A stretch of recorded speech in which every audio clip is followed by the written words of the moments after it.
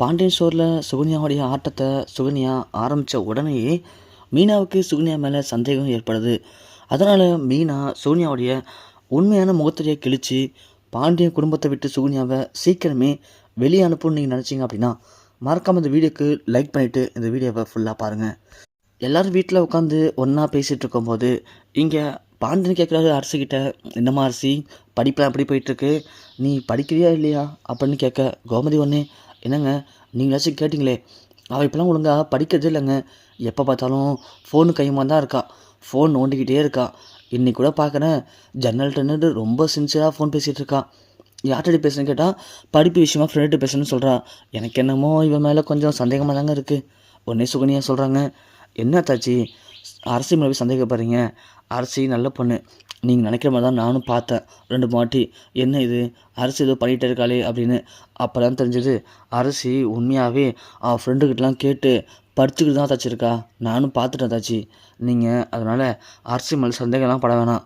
கோமதி ஒன்று, இல்லை சோனியா இதுக்கு போய் சந்தேகம் கிடையாது, பயம், புரியுதா அப்படின்னு சொல்ல, இங்கே பாண்டியனும் சரி கோமதி அதெல்லாம் ஒன்றும் இல்லை, என் பொண்ணை பற்றி எனக்கு தெரியும், அவள் அதெல்லாம் கரெக்டாக படிப்பா, நீ விட்டுட்டு வேலையை பாரு அப்படின்னு பாண்டி சொல்லிவிட்டு அங்கேருந்து எழுந்துச்சி உள்ளே போகிறாரு. போன உடனே அரசி இங்கே சூனியா ரூமுக்கு போகிறாங்க. பீரோவில் ட்ரெஸ் இருக்குது எடுக்கணும் அப்படின்னு. இங்கே சூனியாவும் திரும்பி பார்த்துட்டு இங்கே ரூமுக்குள்ளே போகிறத மீனா கவனிக்கிறாங்க. என்ன இது என்றைக்குமே இல்லாமல் சுகன்யா அரசிக்கு சப்போர்ட் பண்ணி பேசுறது மட்டும் இல்லாமல் அரசி ரூமுக்குள்ளே போனதும் இவங்களும் சுற்றி முற்றி பார்த்துட்டு ரூமுக்குள்ளே போகிறாங்களே, இது ஒன்றும் சரிப்பட்டு வரலையே அப்படின்னு மீனா பின்னாடியே போகிறாங்க. இங்கே அரசி ரூமுக்கு போன சுகன்யா அரசிக்கிட்ட போயிட்டு, என்ன அரசி உனக்கு உங்கள் அம்மா மேலே சந்தேகம் வந்துருச்சு பழுக்கு அப்படின்னு சொல்ல, தேங்க்ஸ் அத்தா, நீங்கள் மட்டும் அப்போ அதுக்கு எனக்காக பேசலைன்னா கண்டிப்பாக எல்லோரும் என்னை திட்டிருப்பாங்க, நான் உண்மையாலுமே படிப்பு விஷயமா அதை பேசிகிட்ருக்கேன் அப்படின்னு சொல்ல, போதும் நிப்பாட்ட அரசி, எனக்கு எதுவும் தெரியாதுன்னு நினைக்கிறியா, எனக்கு எல்லாம் தெரியும், தெரிஞ்சு தான் நான் உனக்கு சப்போர்ட்டே பண்ணேன். நீ குமார்கிட்ட தானே பேசுகிற, குமாருவும் முறப்ப பையன் அரசி, அதனால் நீ அவன்கிட்ட பேசுறது எந்த தப்புமே கிடையாது. அது மட்டும் இல்லை, குமார் ரொம்ப நல்ல பையன், அதுவும் நீயும் குமாரும் வாழ்க்கையில் ஒன்று சேர போகிறது எவ்வளோ பெரிய முக்கியமான விஷயத்துக்காக தெரியுமா. கண்டிப்பாக சின்ன பசங்களாம் இந்த மாதிரி நல்ல விஷயத்துக்காக வாழ்க்கையில் ஒன்று சேர்றது ரொம்ப ரொம்ப நல்ல விஷயம் தெரியுமா. நாளைக்கு நீயும் குமார் கல்யாணம் பண்ணதுக்கு பிறகு உங்கள் குடும்பமும் அந்த குடும்பமும் ஒன்று சேர்ந்துச்சுன்னா காலத்துக்கும் இது யாரால் ஒன்று சேர்ந்துன்னு சொல்லுவாங்க, ஒன்னாலே குமாரன் தானே.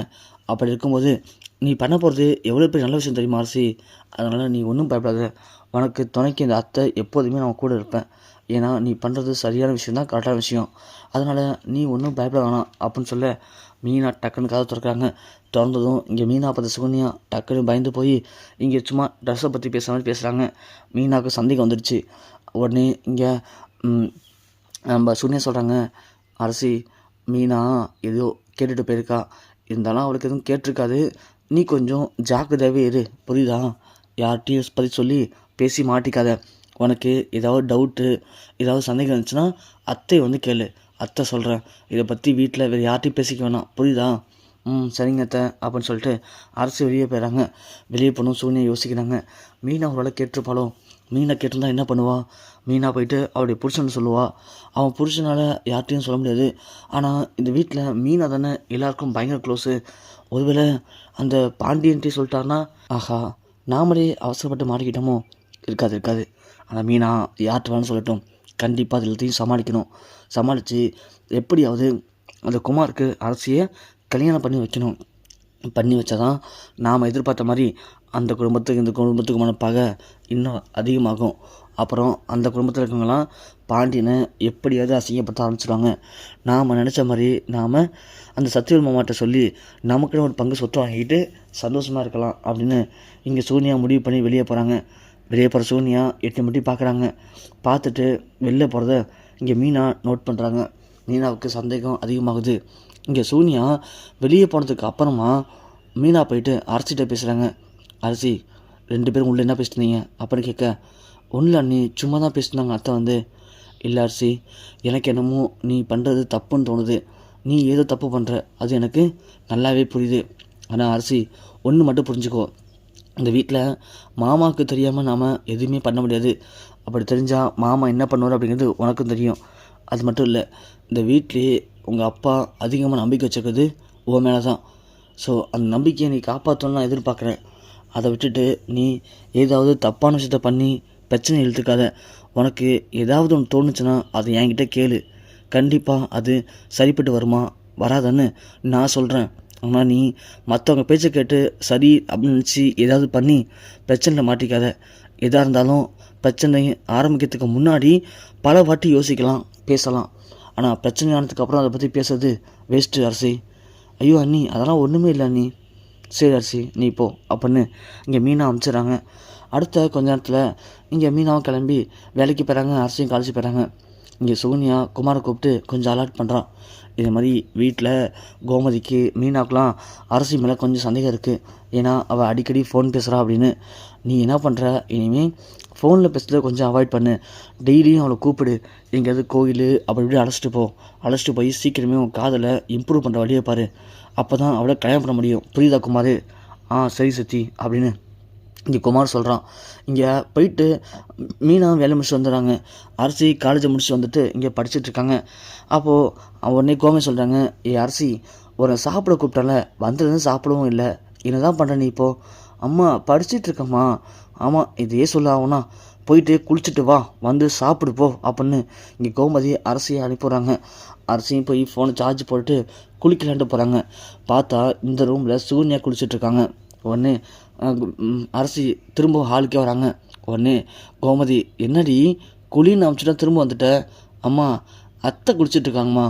சரி குளிச்சுட்டு இருந்தா என்ன, மீனா அண்ணி ரூமில் போய் குளிக்க வேண்டியதானே? சரிம்மா அப்படின்னு இங்கே அரசி குளிக்க போகிறாங்க. குளிக்க போகும்போது ஃபோனில் சார்ஜ் இல்லைன்னு அங்கே மீனா ரூம்லேயே சார்ஜ் போட்டுட்டு அரசி குளிக்க உள்ளே போயிடுறாங்க. கரெக்டாக மீனா அப்படின்னு பார்த்து அவங்க உள்ளுக்குள்ளே ட்ரெஸ்ஸெல்லாம் மாற்றிட்டு இருக்கும்போது கரெக்டாக அரசிக்கு ஃபோன் வருது. மீனாவும் பார்க்குறாங்க. பார்த்துட்டு நம்பர் மாதிரி இருக்குன்னு சொல்லிட்டு விட்டுறாங்க. திரும்பவும் குமார் அடிக்கிறான். அது குமார் தான். பார்த்தா அதில் சேவ் பண்ணியிருக்காங்க நம்ம அரசி. என்ன அப்படின்னா குமாரி அப்படின்னு.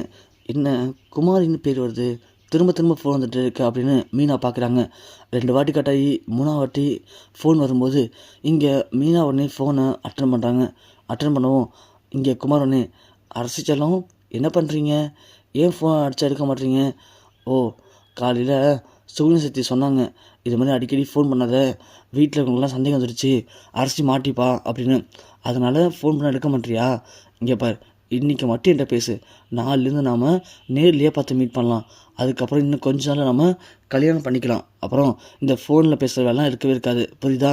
அது வரைக்கும் கொஞ்சம் அப்பப்போ நான் ஃபோன் பண்ணால் மட்டும் கொஞ்சம் எடுத்து பேசிச்சிடலாம் அப்படின்னு குமார் சொல்ல, மீனா ஒன்று, செருப்பு பிஞ்சுண்டா பொறுக்கி நாயை, நீ யாருக்கு ஃபோன் பண்ணி தெரியுதா அப்படின்னு கேட்க குமார் உடனே பயந்து போகிறான். ஐயோ, அரசிக்கு தானே ஃபோன் பண்ணியிருக்கோம், யார் பேசுறது அப்படின்னு தெரியல அப்படின்னு பார்க்கும்போது இங்கே மீனா சொல்கிறாங்க, ஏண்டா அந்த சுகன்யாவும் உனக்கு கூட்டு கலவானியா நீங்கள் 2 பேரும்? இங்கே பாருங்கள், நீங்கள் என்ன பிளான் பண்ணாலும் சரி எதுவும் நடக்காது, புரியுதா?